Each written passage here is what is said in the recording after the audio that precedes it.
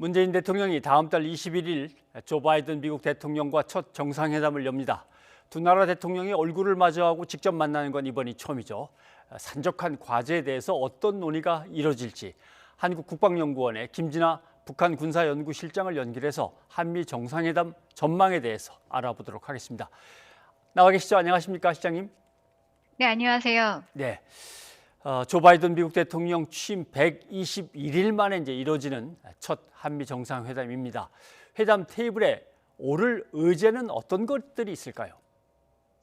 아무래도 지난 한미 2+2 장관회의에서도 그랬지만 정상회담에서도 아마 중국 문제가 미국의 우선순위 아젠다일 가능성이 높고요.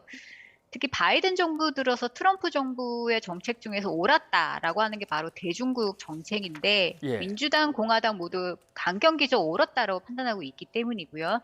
그리고 미국의 전략이라는 게 이제 동맹들의 역량을 강화해서 공동의 전선을 만든다라는 것이기 때문에 일본 다음에 또 한국을 끌어들이는 모양새를 취하는 게 아마 국익에 부합한다라고 판단할 겁니다. 그 위에 구체적인 의제는 뭐 여전히 조율 중이겠지만 대북 정책, 코로나, 그리고 기후 대응, 이것은 반복적으로 논의되는 의제일 것이고요.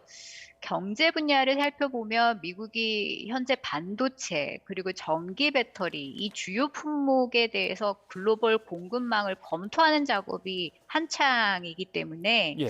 미국이 반도체 주도권을 확보하는 노력이라든지 또는 중국으로의 기술 유출 문제를 해결하는데 한국과 어떻게 협력할 것인지를 다루고 싶어 할 가능성이 높습니다. 그리고 최근 바이든 정부가 미국 내 일자리 창출을 위해서 경기 부양 계획을 발표했기 때문에 미국 내 또 한국의 투자 협력 이런 것들이 아젠다가 될 수 있다고 봅니다. 네. 일부 언론들은 뭐 이것저것 많은 얘기들을 쏟아냅니다만은 가장 우려하는 부분은 북핵 문제에 대한 한미 간의 견해차가 너무 큰 거 아닐까 이런 것들을 걱정하는 것 같습니다. 실제로 그렇게 견해차가 커서 우려할 만한 수준이 되는지도 궁금하고 논의는 어떻게 진행될 거로 보십니까? 사실 미국 정부가 대북 정책 검토가 막바지다라고 말한 지가 벌써 한 달이 넘었어요. 그렇기 네. 때문에 아마 큰 틀은 거의 완성됐을 걸로 예측이 되고요. 다만 이것을 공개하는 시기를 저울질하는 것이 아닌가라고 추정이 좀 가능한 상황입니다. 미일 정상회담 이후에 백악관이 대북 정책과 관련해서 일단은 동맹국 의견을 다 청취한 이후에 발표하겠다라고 말했기 때문에 한미 정상회담 이후로 발표 시기를 늦췄을 가능성도 배제는 할 수 없고요. 그렇게 본다면 현실적으로 한국의 의견을 미국이 물론 경청하겠지만 기존에 만들어 놓은 틀에 맞는 부분들을 선택적으로 수용할 가능성도 저는 있다라고 봅니다.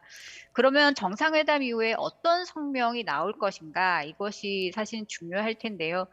미일 정상회담 이후에 북한 관련해서는 완전하고 검증 가능하고 또 비가역적인 핵 폐기 그리고 모든 종류의 탄도미사일 폐기가 강조되었거든요. 그렇기 때문에 한미 정상회담 이후에도 이런 최종 목표가 다시 한번 확인될 가능성은 굉장히 높다라고 보여지고요.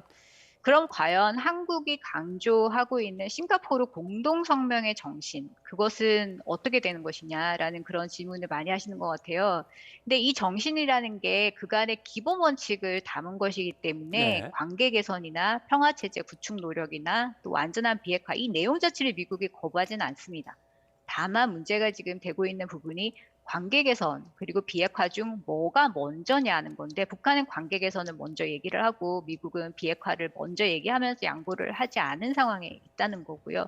그렇기 때문에 한국이 양측을 설득할 수 있는 그런 입지가 아주 지금 적다라는 게 문제가 되는데 과연 기본적인 원칙에 대해서 한국과 미국의 입장 차이가 크냐? 그렇다고 보기는 좀 어려울 것 같습니다.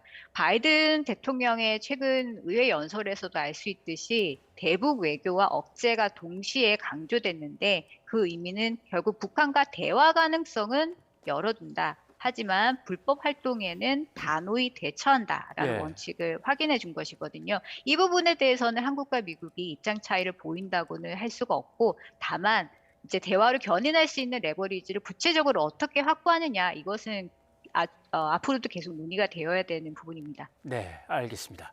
그리고 아까 얘기하신 중국 얘기도 좀 해봐야 될 것 같습니다.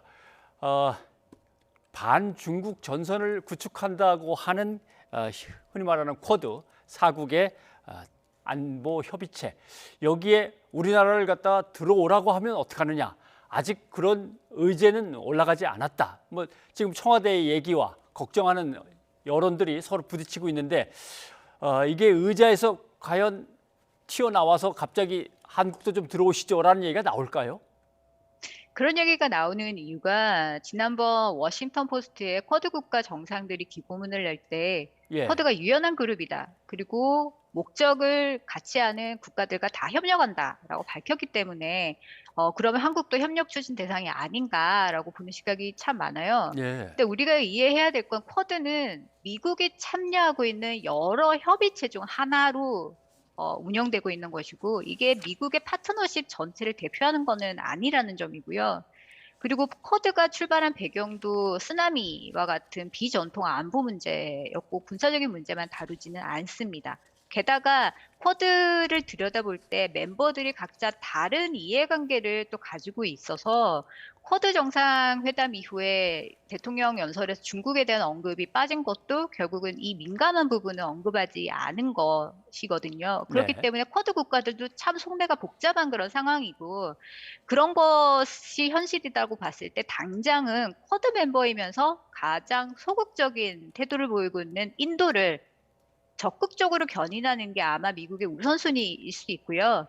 당장에 또 한국 정부에 기대하는 것은 이런 특정 협의체에 들어오는 것보다는 일단은 1차적으로 규칙 기반 질서를 지지한다라는 원칙적 입장을 표명해달라라는 예. 것부터 시작을 할 수가 있습니다. 그렇다면 앞으로 미국의 인도 태평양 전략 그리고 한국의 정책 간의 어떤 공통 부모를 찾아서 어떻게 협력 분야를 넓혀갈 거라는 과제를 일단 남겨두고서 정상회담 이후에 여러 채널을 통해서 논의가 이루어지는 그런 방식으로 전개될 가능성도 있습니다. 네.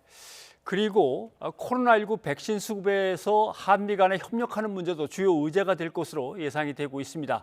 야권에서는 이걸 제대로 받아오느냐가 어떻게 보면 이번 한미 정상회담의 성적 아니겠나 이런 얘기까지 나오는데 어떤 성과를 기대해 볼 수 있을까요? 글쎄, 최근 국무부 브리핑에서도 한국의 백신 수급에 어려움이 참 많은데 미국의 지원 방침이 있느냐라는 질문이 참 많이 올라가고 있는 것으로 봐서 미국에서도 관심이 있다는 건데요. 지난번에 인도를 쿼드에 견인하기 위해서 미국이 쿼드 정상회의 이후에 인도가 자체 백신 생산량을 10억 도수까지 늘릴 수 있도록 자금을 예. 지원했다라는 계획이 논의가 됐거든요. 그 배경을 보면 중국이 개발도상국에 백신 공급하면서 백신 외교를 펼치는 데 대한 대응적인 성격도 있는데 한국 경우에는 지금 러시아산 백신 도입을 검토한다는 사실 때문에 지금 비슷한 상황에 놓여 있는 것이 아니냐라는 질문이 제기되고 있는 그런 상황입니다. 백신 문제는 아무래도 글로벌 문제이고 그리고 한국 정부가 우리 정책인 신남방 플러스 이니셔티브를 공개하면서 코로나19 대응에 적극적으로 노력을 기울인다라고 했기 때문에 한미 이해관계가 사실 보건협력 분야만으로 봐서는 좀 이해가 중첩이 되는 그런 분야입니다. 그렇기 때문에 아마 이 부분에 대해서 좀 더 심도 있는 협의는 이루어질 수밖에 없어서 좀 결과는 지켜봐야 될 것 같습니다. 네. 오늘 여기까지 듣도록 하겠습니다. 국방연구원의 김진환 실장님 고맙습니다. 감사합니다.